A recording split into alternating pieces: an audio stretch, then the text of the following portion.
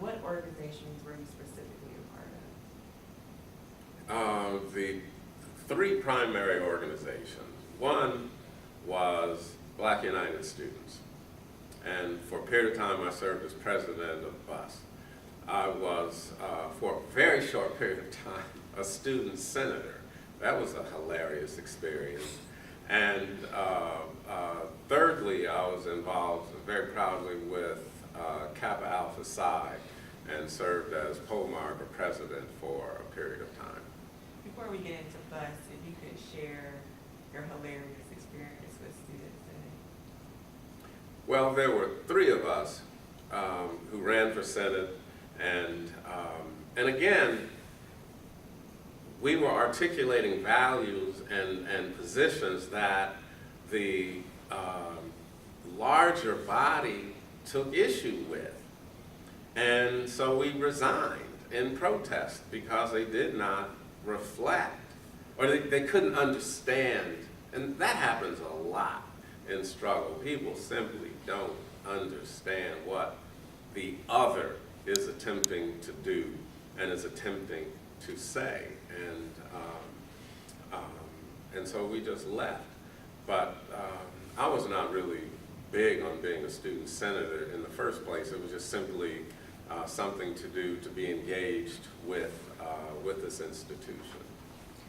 What were some of the areas you said the majority could not understand why you were bringing up the issues that you were? What were some of those? Just going back to the fact I don't even think it's so much different today. People say, what do you people want? I mean, they don't get it. They say, you have this lovely university, you have this lovely campus, and as everywhere I look, I don't see me here. And I want to see me here. I want to see buildings named after African Americans, and I want to see dorms named after them. You know, as I was coming here, I'm looking at all the dorms, and the names are all the same. And we do have Oscar Ritchie Hall, which is a beautiful thing, but it doesn't have to stop there. And so we just wanted to have an experience that recognized us as fully functioning, formed human beings of value, and that our experience needs to be reflected throughout the institution, particularly through its curriculum. So how did you become the president of BUS? Through an election. Before I was elected president, BUS was led by co-presidents. There were two people. And we did that for a short while, and then it was decided to do one. And I was the first single elected president of BUS. Did you require a lot of nudging, or did you gladly accept the? No, I was happy to lead. I've tried to do that my entire life. And being at Kent was really an important part of that. And at one point, you know, it got to be a bit heady, the experience, you know, walking across this campus with bodyguards and all. I mean, that can go to your head. And it went to mine for a minute. But there were a number of black students who didn't like that. Like we'd be in, I'm giving a speech, and I'd have bodyguards on either side of me, and there's nothing but black people in the room. And they said, why do you need bodyguards with black people? But we were trying to emulate, you know, what Malcolm was doing, what the Black Panthers were doing, and we were, you have to understand at that time, we were 18, 19, 20, 21-year-old, we were kids. We didn't realize we were kids, but we in fact were very young and impressionable people. But having said that, we were totally committed to helping change Kent State University. Can you recall some of the issues that came up during the meetings that may have been, that required a lot discussion amongst other Black students and members? I mean, we talked about the very things that I was saying earlier. How do we get more faculty, more staff, more courses entered into the curriculum? We talked about that. We talked about getting more money from the student activities group that funded student organizations. We wanted to be able to do things. We wanted to be able to bring people, bring artists, musicians, speakers to campus. We talked about those things. I know sometimes we tend to paint African Americans in a monolithic way, but were there differences in how to get to those end goals? Oh, totally. I'm telling you, I learned so much about human beings being at Kent and being president of BUS. My own girlfriend wouldn't attend meetings. She wasn't feeling all that Black thing. You know, that just was not her thing. She said, you go over there, honey, that's your thing. But that's not my thing. And so we were not monolithic. There were people who did not support BUS, thought what we were doing was silly. And in hindsight, some of it was. I mean, for a few meetings, you know, we'd have the men sit on one side, and women would sit on another side, and the men would stand up and salute the women, and then, you know, they'd sit down, and the women would stand up and salute the men, and I mean, that was silly. But again, that came out of that Muslim, the Nation of Islam influence, and we're trying to find our way to be respectful and different, and that was just the way. But it wasn't very useful, and people had a hard time with that, and I understood that. And even during the walkout, there were a lot of people who didn't want to leave campus. They were truly afraid that if they left with us, that they wouldn't be able to get back in, they would be thrown out of school, their parents would disown them.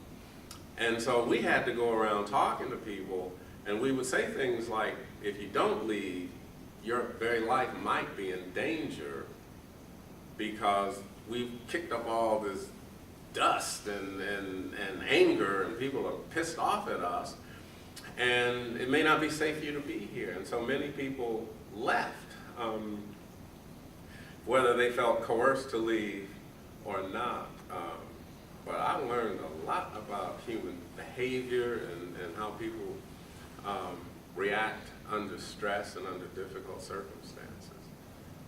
So I want to get a little bit more into the walkout. So it was the Oakland Police Department. They had sending recruits to campus. Do you recall when you found out that they were coming, and what was your first thought, or your thought as a leader on campus, a Black leader, and what needed to be done?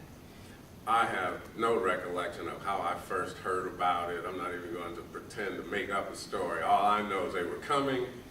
We organized, and then just let me be clear as we're doing this. There were many of us in leadership roles. There were many of us that were engaged in different ways, and we had different skill sets. And that was one of the beautiful things about being here those many years ago. So it wasn't a one-person show, and these things came about collectively. You know, it's like, what should we do? How should we do it? And we weren't the first to take over a building in colleges and universities across the United States, but we knew people did it. And so we said, let's take over one. And we did. And I mean, you know, there are pictures of people in the building with their fists raised and all of that. And so the administration, of course, wants to retaliate in some way. And that's when we said, we don't think so. And here are demands that we want.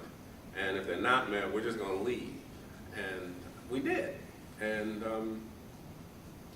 you know, there's, I'm assuming the footage still exists, that we made the CBS Evening News with Walter Cronkite showing us leaving the campus, and we set up a campus in exile in Akron.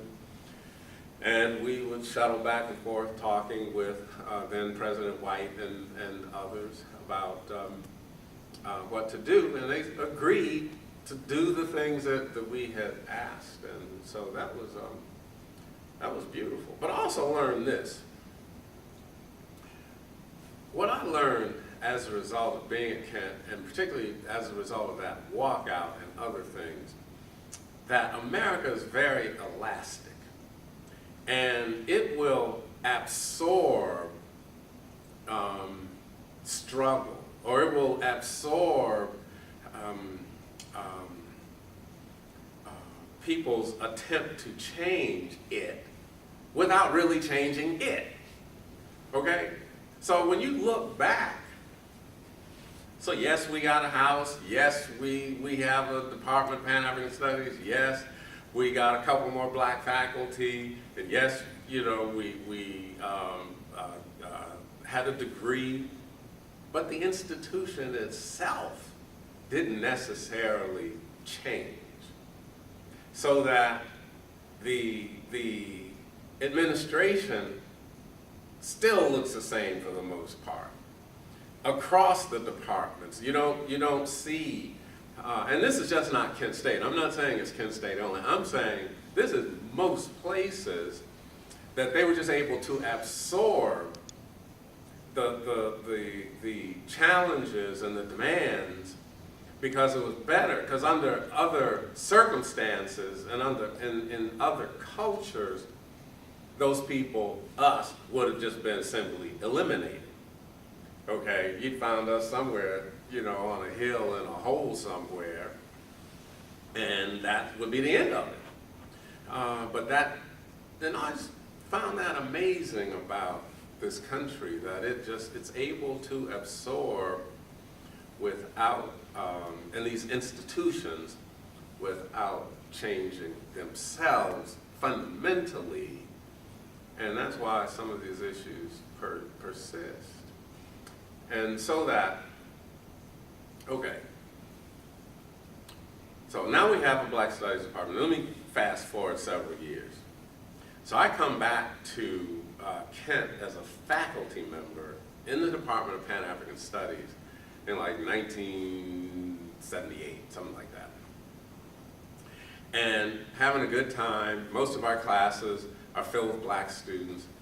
And they would come over to us, and they would actually say this to us. They would say, you know, I'm having a hard time, like in the real college, so I thought I'd come over here and take a few courses so I can get A's and B's, so I can then continue on with my real college work. And then we would ask them, why do you think you're getting A's and B's in our courses? It's because we know you, we love you, and we built these courses around your history, heritage, and experience. That's why you're able to do well. Not that we're easy. So that's still reflecting that self-hatred that it's gotta, if it's going to be good, it's got to be white. That if it's black, it can't be as good. And that was a difficult lesson as well. That our own students didn't see the value, that is in large numbers, the value of such a department and such an enterprise and such a curriculum where you learn about who you are, because the college experience is really short, but it has a resounding impact on a person's life over many years, and people often didn't make that connection. I gotta stick with that for just a second. So, when you were having those discussions, did white folks come on, or was it still a? In some students, they, you know, kind of light went on, but it was frustrating to be a faculty person teaching, and then have people not fully get it. A lot did, let me be clear. A lot of people did get it, but a number did not. and they just thought I need to get my GPA up, and so let me drop into the department, and then we wouldn't necessarily see them again. There were those who took all of the courses, or many of the courses, or even majored in Pan-African Studies, but just to make that connection between years earlier to, you know, nearly 10 years later. Before we leave, you know, we kind of left a little, before I leave the Oakland Police and the walkout, can you clarify, did BUS and SDS work together during the Oakland Police takeover of the student activity center? I personally do not recall that being the case. We typically did not work with SDS. Obviously, we were aware of them. You couldn't help but be aware of them. I mean, they were very visible presence on the campus, but I don't recall sitting in a room with SDS people and saying, this is what we're going to do. I'm not saying that conversation with somebody didn't take place, but I don't recall that being a part of our strategy to work with them in a strategic way, and I didn't see any of them in any photograph. I didn't see them in the building. I mean, so I don't know. Do you recall, I've read, and I don't know if you'll remember, that there was not a full-on race riot, but there was a confrontation after the takeover ended, and as students were starting to return, that there was a scuffle that kind of turned into between black and white students. It was a big scuffle. It wasn't a little scuffle. It was a big scuffle, and it took up half the campus. I mean, because at that time, we were angry. And again, we're dealing with white people saying all kinds of things, and then the fights just started. I mean, just running, you know, folks chasing, and my own brother and one of his guys chased these guys into the bathroom, into one of these dorms bathrooms, and beat them up. I mean, it was just, yes, there was that. Do you remember how it got, did police come? Do you remember? Everybody came. It was in the newspaper. Yeah, everybody was here. I don't recall it. There, to my knowledge, you're the archivist, so you would have the data.